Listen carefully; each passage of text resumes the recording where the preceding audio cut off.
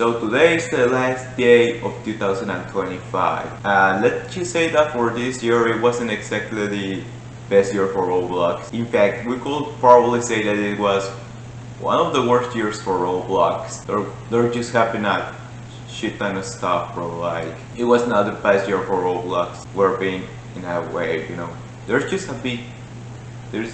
too much to count as negative. But that doesn't mean we have to ignore the positive stuff of the year. There was some positive stuff, some stuff that should probably deserve to be shouted out in this video. So with that stated, let's go over the negative stuff of the year, and then let's go over the positive stuff of the year.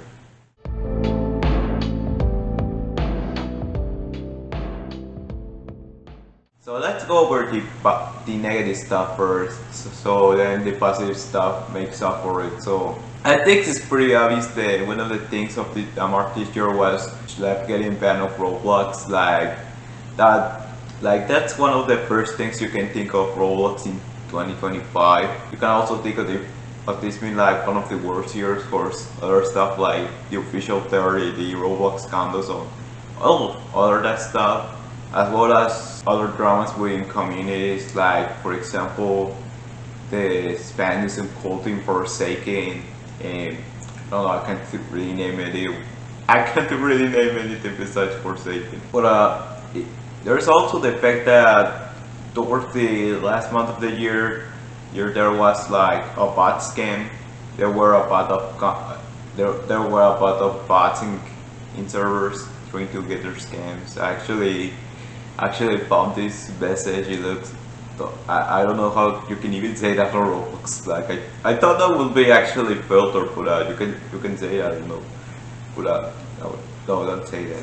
Also, another thing is that last year there was like this thing about like every month someone will get exposed. Unfortunately for this year, there was in fact 12 people exposed each month. In fact, there were probably more than 12 people exposed the entire year. Like, it wasn't exactly one person per month. It was more like 2 or 3 people per month.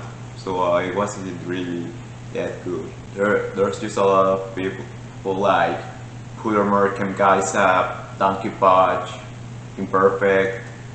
Just a ton of people like that. Oh yeah, and how could we forget Parlo? So Parlo really did betray us. I can't exactly say he's the goofiest this year, cause not everyone exactly like Parlo, but you can kind of make for that he wasn't that was unexpected. Like, I wasn't exactly expecting that video. I'm surprised we forgot him, but now we can't really trust anyone out. Let's just hope Wango doesn't go Parlo's those bad and also betray us. And there's also, like, for example, today's the last day you can chat without the AI age verification. You know, now that AI is being like enforced tomorrow, like after New Year this night, you can't chat in Roblox anymore. So that's going to suck. Here, my little update. As I'm editing this right now, chat still hasn't been enforced yet. I don't know if Roblox changed about that or something, but no, we'll see if that changes or not. But let's go back to the video. The only thing I can see positive is that you can now chat with. It's going to make you with other people in your group. But with the fact that it isn't exactly putting you in the right age group, yeah, I don't know about that. And another thing I wanna say is that this year wise the content, Roblox content it was mixed. Let's just say there were some good stuff, but some others wasn't exactly the best. Games wise, there were some bad games. That's all I'm gonna say. Like, there were a lot of bad games, especially condos and all stuff right here. So for that will be like everything bad that happened this year. Now let's go over to the positive stuff and see if we can make for it.